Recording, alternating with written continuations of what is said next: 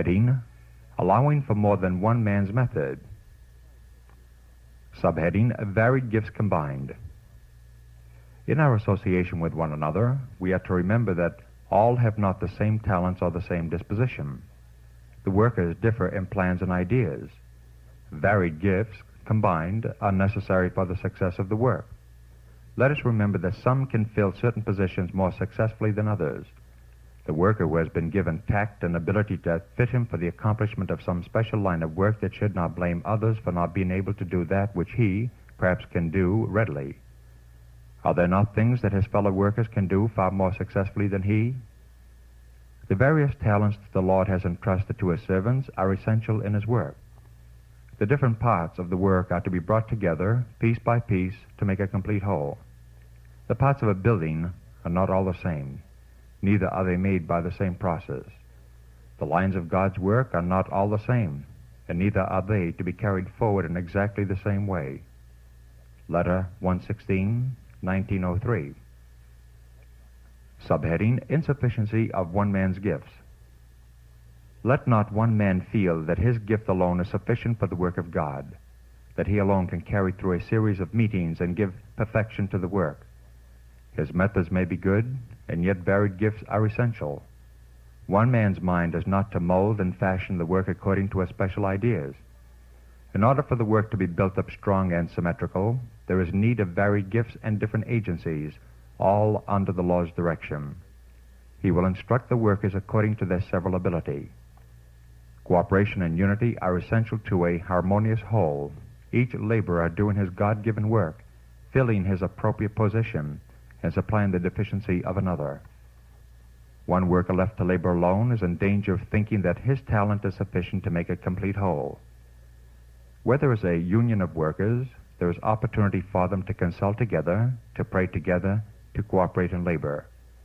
None should feel that they cannot link up with their brethren because they do not work in exactly the same line as they themselves do. Special Testimonies, Series A, Number 7, pages 14, 15, 1874. Subheading, where one weak, another strong.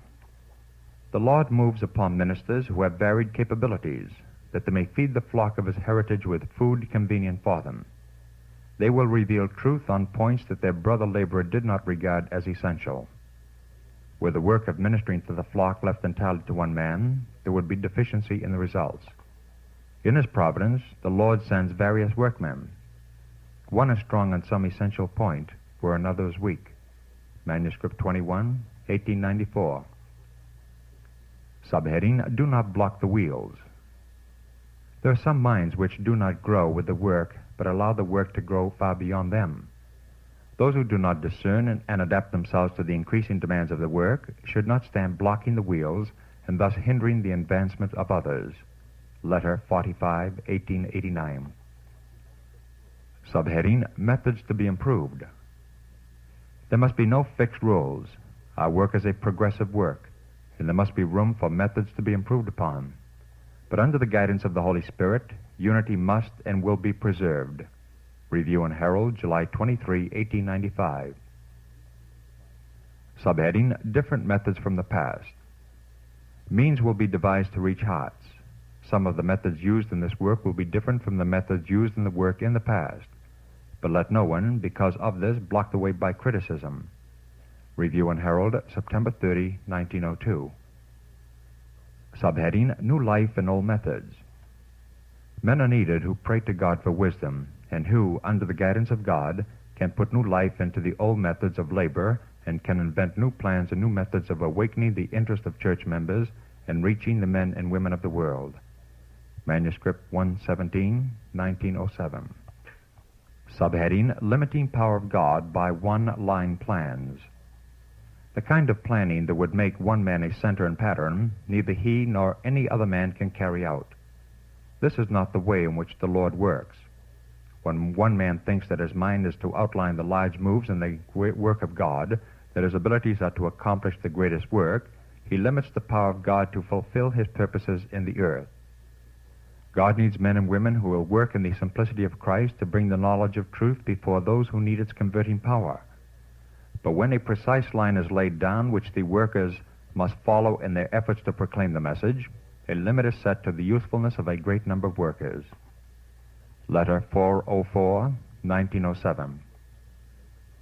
Subheading, Avoid a Rut. God's workmen must labor to be many-sided men, that is, to have a breadth of character, not to be one-idea men, stereotyped in one manner of working, getting into a groove, and unable to see and sense that their words and their advocacy of truth must vary with the class of people that they are among and the circumstances that they have to meet. Letter 12, 1887. Subheading, Method determined by class of people. Let us not forget that different methods are to be employed to save different ones. Review and Herald, April 14, 1903. You have a hard field to handle, but the gospel is the power of God. The classes of people you meet with decide for you the way in which the work should be handled. Letter 97A, 1901. Subheading, No pulling to pieces another's work. Remember that we are laborers together with God. God is the all-powerful, effectual mover. His servants are his instruments. They are not to pull apart, every one laboring in accordance with his own ideas. They are to labor in harmony, fitting together in kindly, courteous, brotherly order, in love for one another. There is to be no unkind criticism, no pulling to pieces of another's work. Together they are to carry the work forward. Review and Herald, December 11, 1900. Subheading, A Warning to Workers of Experience. I am bidden to say to my aged brethren, walk humbly with God. Be not accusers of the brethren. You are to do your appointed work under the direction of God of Israel. The inclination to criticize is the greatest danger of many. The brethren whom you are tempted to criticize are called to bear responsibilities which you could not possibly carry, but you can be their helpers. You can do great service to the cause, if you will, by presenting your experience in the past in connection with the labors of others. The Lord has not given to any of you the work of correcting and censoring your brethren. Follow on with your brethren to know the Lord. Sympathize with those who are bearing a heavy load, and encourage them wherever you can. Your voices are to be heard in unity, and not in dissension. Letter 204, 1907.